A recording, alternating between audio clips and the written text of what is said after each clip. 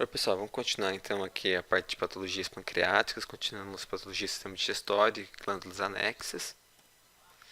Então, vou falar sobre as considerações gerais sobre o pâncreas endócrino e exócrino.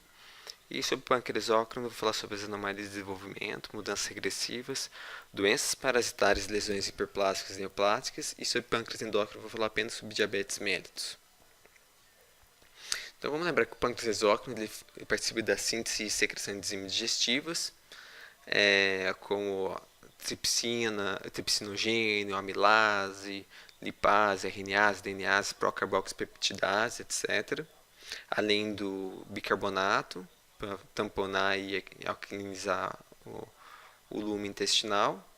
E o pâncreas endócrino ele é responsável pela produção hormonal, onde eu tenho as ilhotas pancreáticas alfa, que produz glucagon, beta, que produz insulina e amilina, G, a gama, que produz somatostatina, PP, que produz polipeptídeo pancreático, e epsilon, que produz grelina.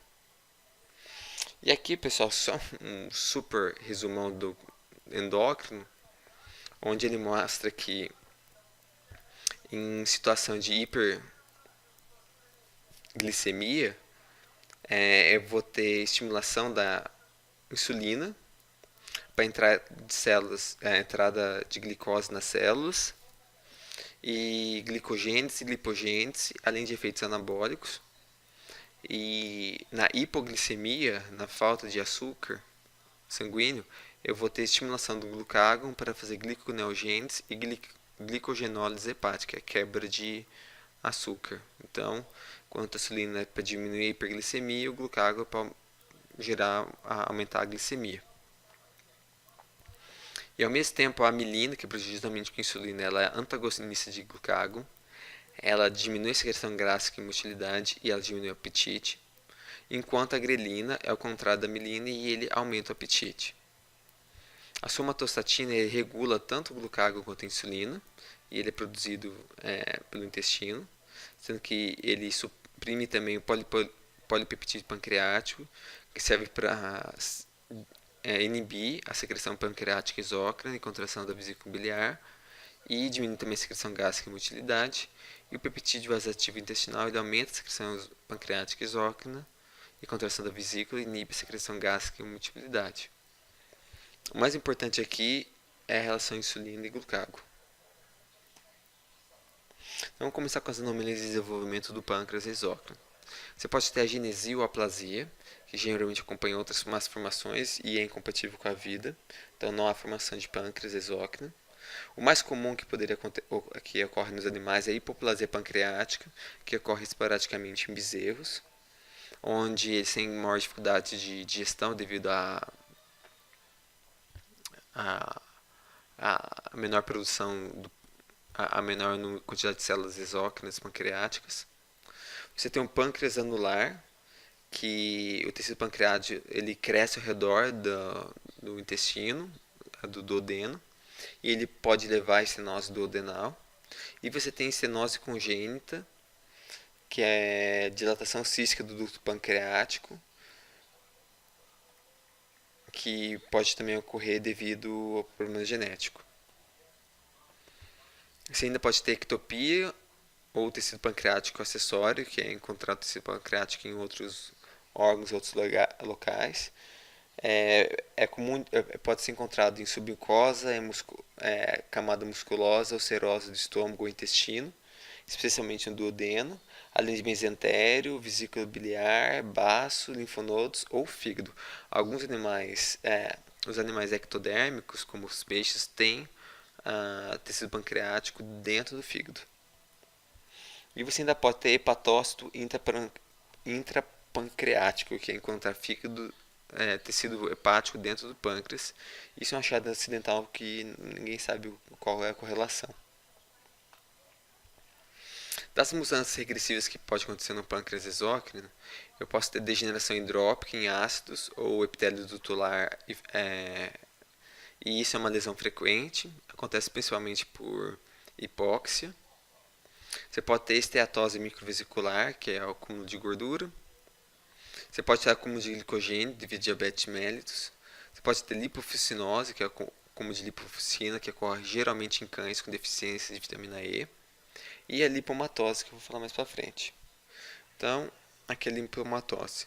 A lipomatose, ao contrário que vocês podem achar na internet, ele é um acúmulo de gordura dentro do pâncreas exócrino, tá bom?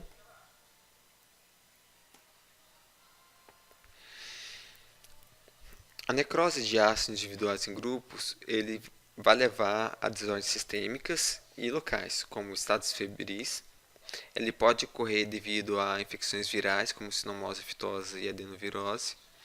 Ele pode ocorrer devido a intoxicações e pode ocorrer também devido a choque hipovolêmico ou séptico. Vamos falar um pouco da toxicidade por zinco. Então, animais que acabam se intoxicando por zinco, eles têm lesões em pâncreas, fígado, rim e sangue, sendo que é possível a gente ter anemia hemolítica com corpúsculos de Heinz na toxicidade por zinco. No pâncreas, ele tem uma função primordial, uma função importante de excreção de zinco. Então, quando você tem toxicidade por zinco, você vai ter degeneração microvesicular, necrose acinar, seguida de atrofia acinar e fibrose pancreática. E agudamente você vai ter aumento do volume pancreático, palidez e lobulação proeminente. Além de você vai ver na toxicidade por zinco um reduzido volume hepático, além de poder ver esteatose e uma característica de superfície em mosaico do fígado. E o rim ele vai ter uma dilatação tubular e necrose. Então aqui mostrando uma necrose devido à toxicidade por zinco. E aqui além de necrose, fibrose também. A necrose pancreática aguda é uma doença comum em cães e gatos, também é chamada de inflamação pancreatite aguda. Ela pode ser fatal e caso o animal sobreviva, ela vai evoluir para insuficiência pancreática e diabetes mellitus.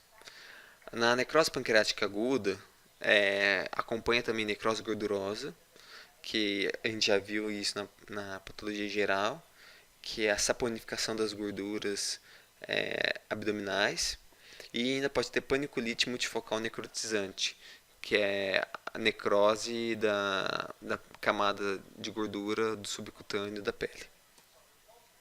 Então aqui eu tenho a saponificação da gordura, então você vê esse aspecto brancacento parecendo sabonete. Isso acontece devido à liberação de enzimas pancreáticas dentro da cavidade, na parte da gordura. E isso vai fazer com que haja essa mudança química dela, dando esse aspecto. Aqui um outro caso, também mostrando essa saponificação, a necrose gordurosa.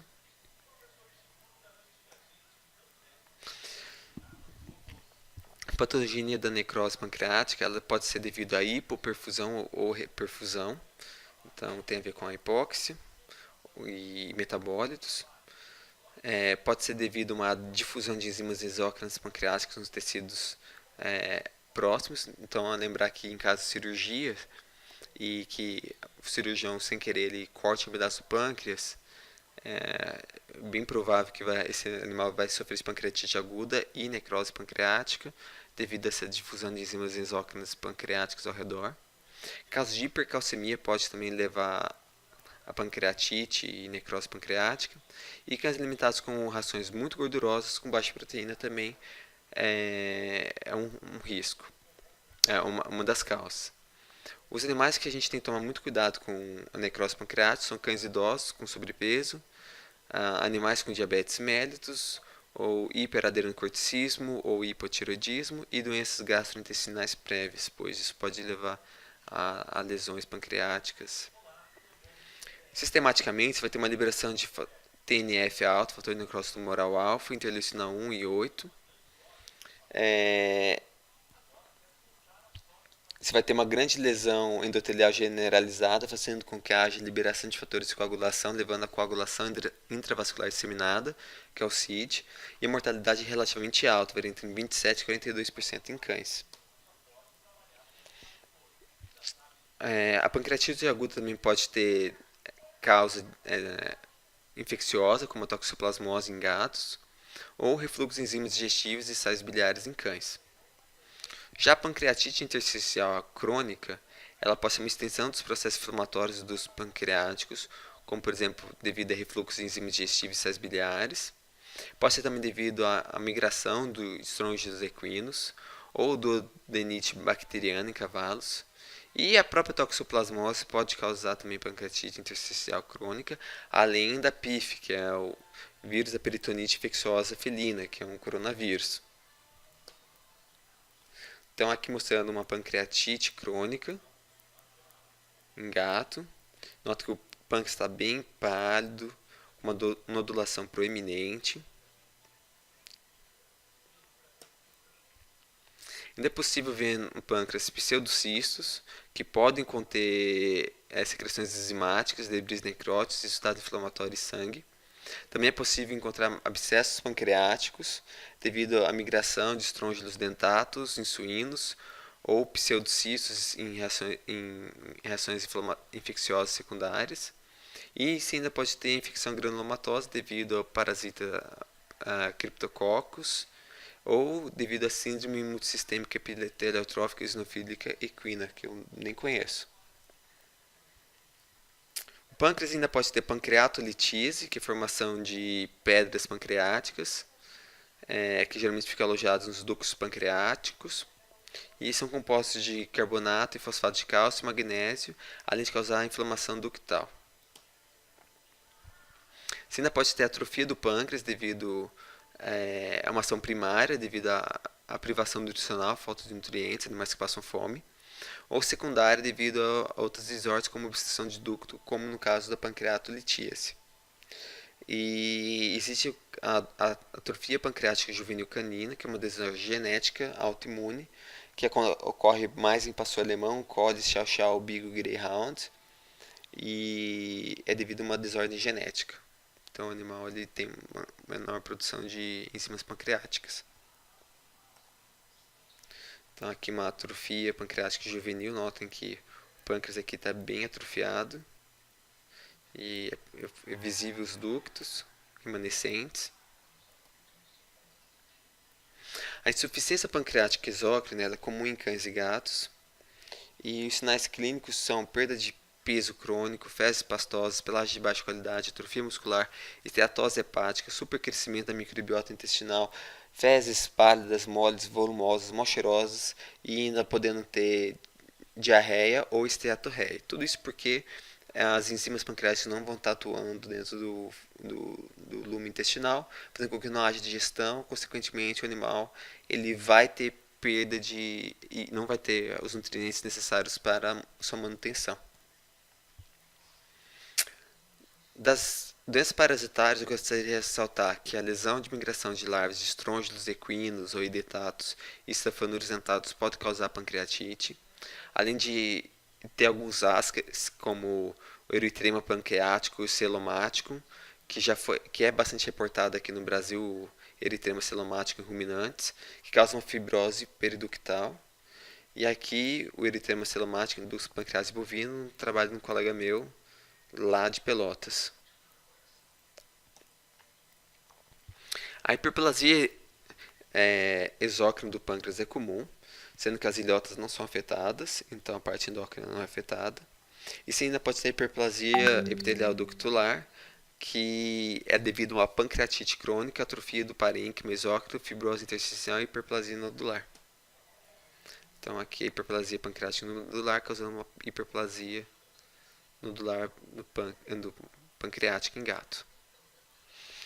E um pouco dos tumores. Adenoma pancreático exócrino é raro, sendo que é mais comum, logo, incomum aparecimento de adenocarcinoma pancreático exócrino.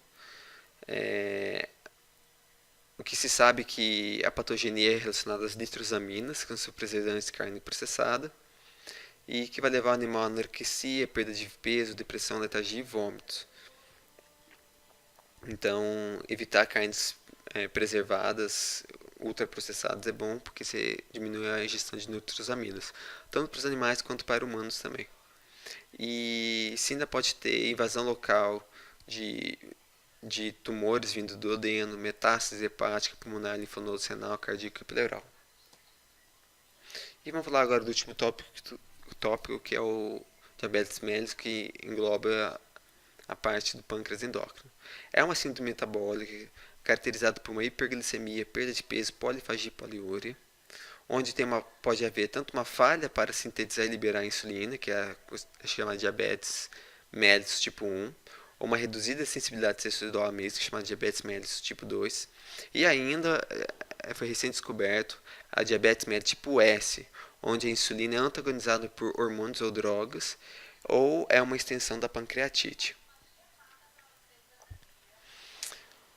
A gente vai ver na diabetes mellitus lipidose hepática e renal, hipertrigliceridemia e glicotoxicidade, levando o animal até lesões por catarata, desmielinização e lesão vascular devido ao excesso de açúcar. A glicotoxicidade vai levar o animal a uma neuropatia diabética, onde ele ocorre principalmente em gatos, que ele vai ficar na posição plantígrada, com uma hiporreflexia e déficit proprioceptivo.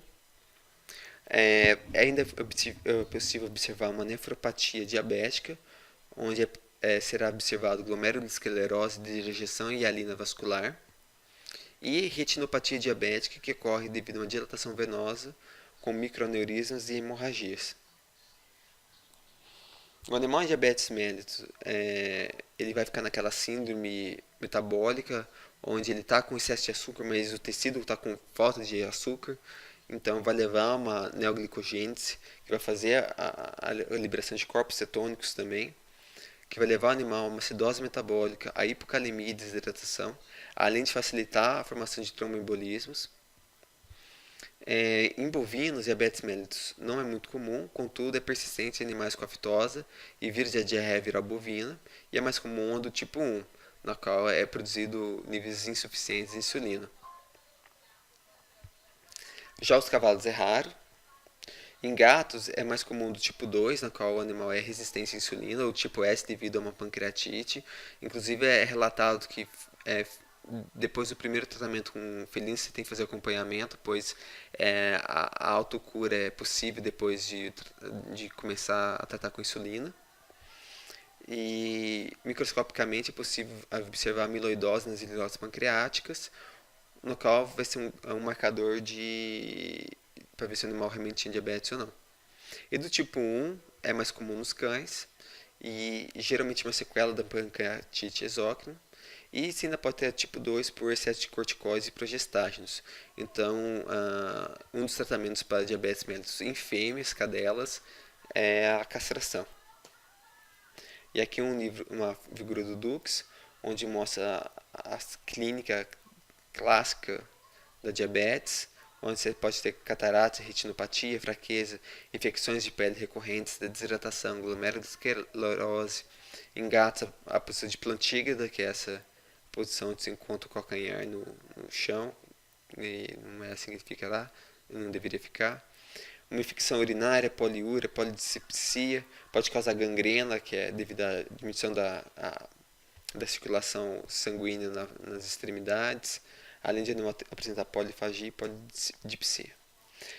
Novamente, referência do livro do Jupkins e Palmer, e espero que tenham gostado bastante. Tchau!